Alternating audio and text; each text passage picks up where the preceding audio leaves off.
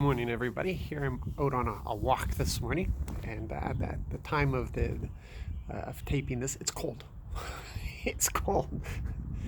Yeah, um, and I forgot my earphones, which usually makes the recording so much better. So I apologize for that. Once again, we're reading through a bunch of psalms. You see there in the title which psalms we were reading.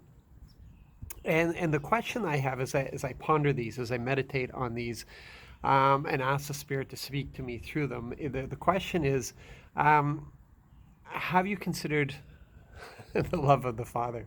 And I laugh because it seems like a ridiculous thing, and it seems that's all I've been talking about for the last year or so, the Father's love, because it astounds me.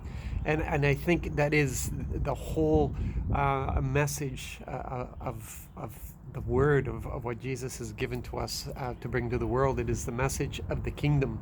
The Father loves us, that He is for us and He's not against us. But have you pondered His love? Have you considered His love?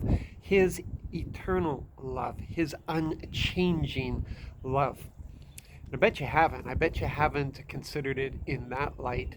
Um, because if you did, then you would stop worrying whether He's going to forgive you or not.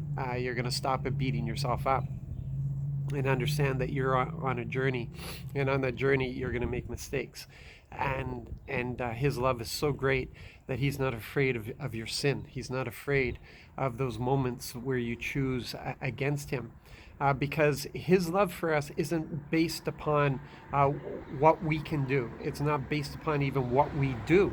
It's based upon Him. It's on who He is. He made the decision to love us. He made the decision to love us, and His love is eternal, and He doesn't change His mind. And that means that he loves us even when we're in the deep throes of rebellion against Him. It means that he loves the worst of His enemies. Jesus went to the cross while we were still His enemies, while we were yet sinners. Jesus died for us. This is how incredible, immense, and powerful His love is. And we dare turn around and tell people that God hates them. I mean, it just sends shudders through me when I hear people saying that God hates the Jews, or God hates the homosexuals, or God hates this person, or God hates that person.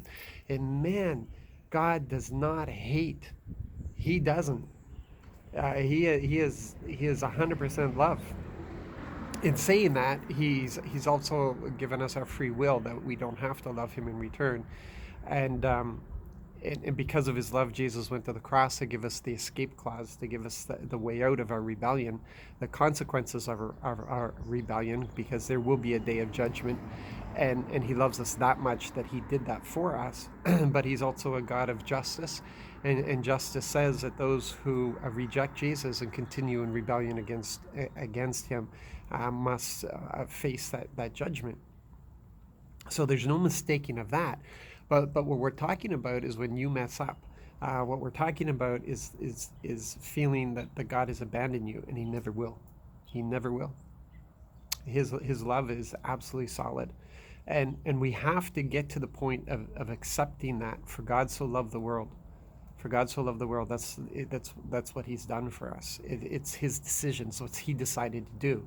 It doesn't even matter whether you agree with Him or not. It's what He decided to do. He decided to love us even if we didn't want Him to love us.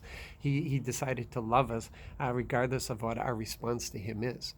So yeah, I want you to ponder that. I want you just to take some time to meditate on that and see where it takes you.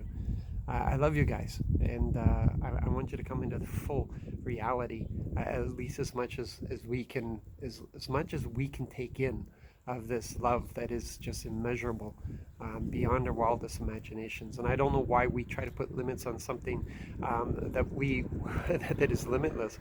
That yeah. Anyways, I'm gonna leave that with you. You guys be blessed, be encouraged today, and stay warm.